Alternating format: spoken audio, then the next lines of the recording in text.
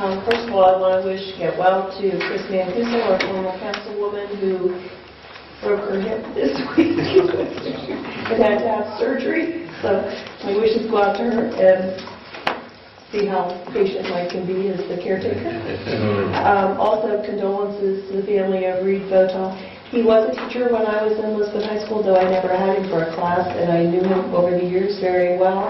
He was very interesting. He never was boring, and he was involved in a lot of community things. He lived here in Salem. Also, I want to express my sympathy to the Bush family for the passing of Barbara Bush at age 92 in her sleep.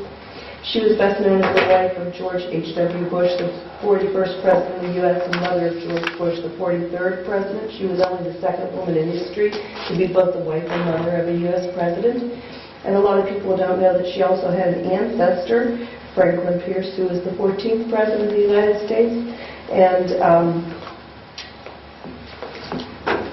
she also had an ancestor, Henry Wadsworth Longfellow. It's a very interesting combination there on her side.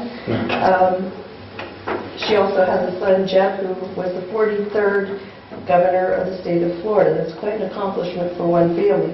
And when her son went to run for president, they asked her if he should, and she said, "No, I think that the United States has had enough Bushes, let another family have a chance," which was kind of sad for her son, I guess. Her father was the president of McCall Corporation, the publishers of Red Book and McCall's Magazine.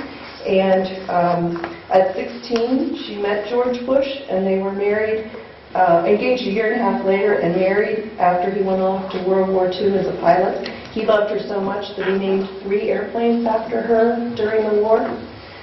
She dropped out of college and married him when he returned from the war on January 6th of 45.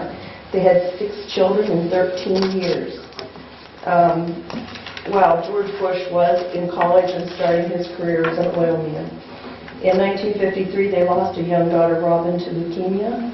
And after their son, Neil, was diagnosed with dyslexia, she set out to find out all she could about literacy and linked it to homelessness and worked tirelessly in efforts to combat both. She founded the Barbara Bush Family Literacy Foundation. She had strong opinions that she struggled to control and not bring to the spotlight during all the campaigns and the public spotlight being on her.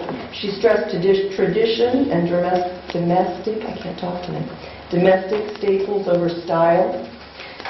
She was only the second candidate spouse to speak at the National Party Convention in 1988. The first was Eleanor Roosevelt. She founded the Barbara Bush Children's Hospital, and several schools have been named after her. She served on many boards and received countless awards for her achievements fighting the disadvantaged in children. Rest in peace, Mrs. Bush, a job well done. Mr. Goll. Thank you, Mr. President. I have to smile when we talk about Mrs. Bush just for a second. I had the honor of being her host for a full day in Columbiana County when her husband was the director of the CIA at the time. We finished early. There's only so many judges that you can meet in Columbiana County, and she was supposed to go to Youngstown for dinner. Well, they were running late. She says her husband always runs late. So we walked across the street, and I mean just the 2 of us, walked across the street from the Columbiana County Common Pleas Courthouse. There's a little park, and we sat on the swing. She kicked her shoes off and spent about an hour. Then finally, in comes the highway patrol and the limousine and all this stuff. And we couldn't find one of her shoes.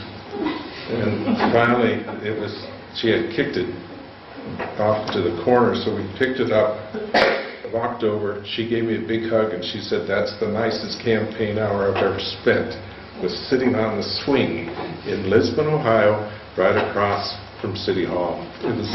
She was a phenomenal